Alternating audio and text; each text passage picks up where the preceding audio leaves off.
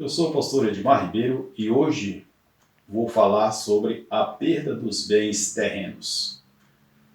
O texto está em Jó, no capítulo 1, versículos 13 ao versículo 21. No saí do ventre de minha mãe e no tornarei para lá. O Senhor deu e o Senhor o tomou. Bendito seja o nome do Senhor. É o versículo de número 21. No mundo materialista, que não há espaço para encontrar a realidade das perdas humanas, até mesmo alguns crentes parecem viver o mundo encantado das vitórias e conquistas a qualquer preço.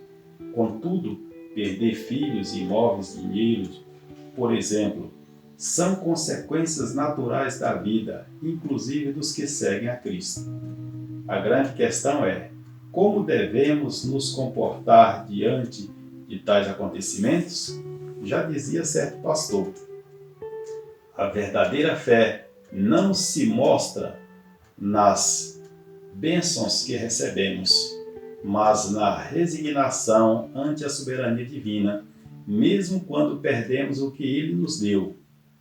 Nessa exposição, à luz da vida de Jó, vamos analisar os princípios bíblicos para o cristão lidar com as circunstâncias da vida. A Bíblia descreve Jó como um homem íntegro e que cultivava uma vida de profundo temor a Deus.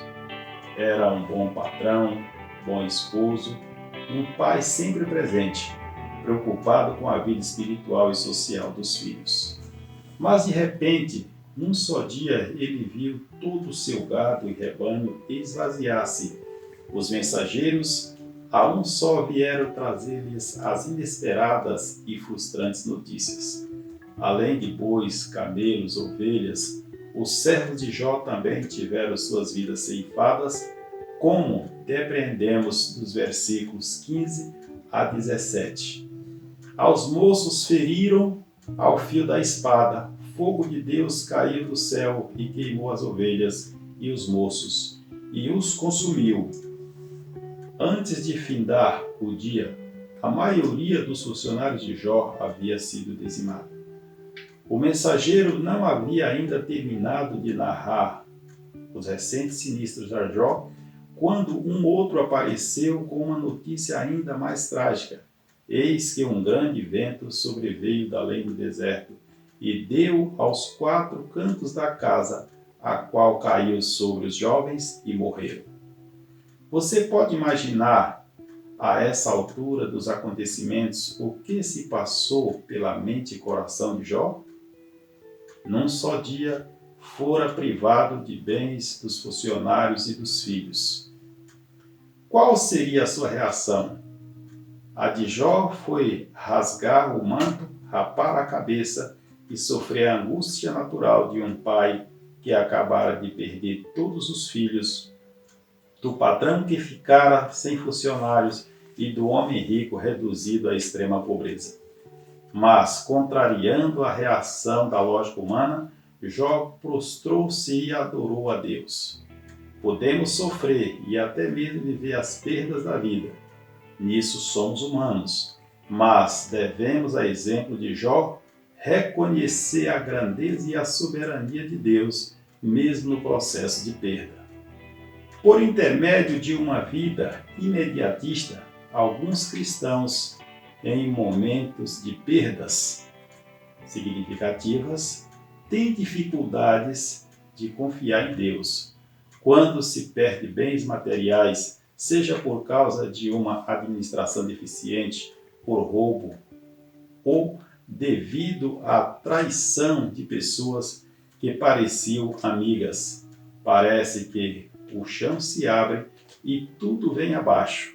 Para lidar com tais questões, não há receitas nem manuais. O que temos é a promessa vinda de Jesus. Acalme o seu coração e em Cristo recomece com fé e coragem. Ser preterido nos relacionamentos é um processo angustiante. Perder os pais, por mais que seja algo esperado, não deixa de ser doloroso para o ser humano. Sepultar o cônjuge é dilacerante para a alma. Enfrentar separação no casamento, principalmente por adultério, é como sofrer a amputação de um membro do corpo. A dor fica suas estacas no âmago do ser, traumatizando-o violentamente. Devido ao apego emocional e sentimental que se tem pelos familiares e por aqueles que nos cercam, as perdas de ordem afetiva trazem pavor e sofrimento ao coração. Por isso, a pessoa fica sem direção e mostra-se inconformada. É nesta hora que a saúde psíquica é comprometida, podendo inclusive comprometer a vida espiritual e social. Por isso, não podemos nos esquecer do socorro divino. Uma vez que a saúde emocional está comprometida, a crise espiritual rapidamente se instaura. O cristão desenvolve um sentimento de inércia para buscar a Deus. Ele não vê fundamento algum para viver e acaba desejando a própria morte. Se as perdas existenciais na vida do cristão não forem tratadas bíblica e equilibradamente, certamente haverá consequências graves. Assim, um bom começo para superarmos as perdas e angústias é lançar sobre o Senhor todas as nossas ansiedades, porque Ele tem cuidado de nós. Mesmo nas perdas podemos desfrutar o amor de Deus. O coro do hino 205 da harpa cristã é bem significativo. Graça, graça, a minha graça, graça de Deus, Jesus. Graça, graça, a graça eu achei em Jesus. Num momento de grande angústia, Paulo clamou ao Senhor, rogando-lhe que removesse um espinho que o incomodava intensamente. Jesus, porém, limitou-se a responder-lhe: a minha graça te basta, porque o meu poder se aperfeiçoa na fraqueza. O apóstolo então passa a entender que a sua força está na fraqueza, pois o poder de Cristo aperfeiçoa-se justamente em nossas debilidades. A graça de Deus é insondável, infinita e incomensurável. Essa graça resgatou-nos. É tão completa que nos basta. O Pai conhece a dimensão do nosso sofrimento e importa com cada um de nós. A maior prova disso está no fato de que Ele ofereceu o seu único filho para morrer em nosso lugar. Sim, Ele entregou seu precioso filho por amor a nós.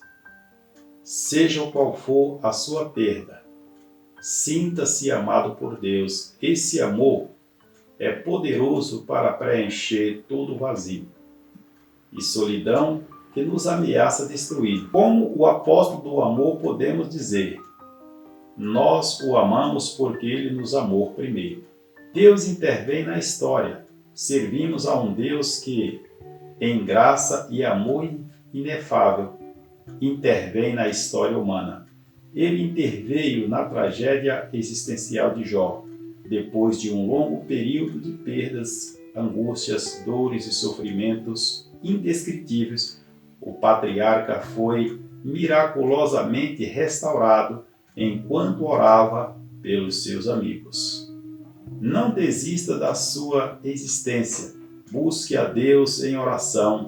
Ele não tarda em socorrer-nos. Como Deus interveio na vida de Jó, fazendo com que o seu último estado fosse melhor do que o primeiro, Ele também entrará com providência em sua história. Ele não se esqueceu de você. Conclui-se com o profeta Abacuque: porquanto, ainda que a figueira não floresça, nem haja fruto na vide, o produto da oliveira minta, e os campos não produzam mantimento, as ovelhas da malhada sejam arrebatadas, e nos currais não haja vacas, todavia eu me alegrarei no Senhor e exultarei no Deus da minha salvação. Jeová o Senhor é a minha força. Alegre-se em Deus e caminhe sem temor, podemos perder tudo na nossa vida: casa, dinheiro, emprego, excelentes oportunidades, relacionamentos, pais, mães, filhos, cônjuges, até mesmo a própria saúde. Mas apesar de todos os infortúnios, continuemos a crer no Evangelho de Cristo. Ele é o nosso baluarte e fortaleza. Nele as perdas redundam em ganhos eternos, conforme afirmou o profeta Abacuque. Ainda que percamos todos os nossos bens, continuaremos a desfrutar de nosso bem maior, Cristo Jesus, nosso Senhor.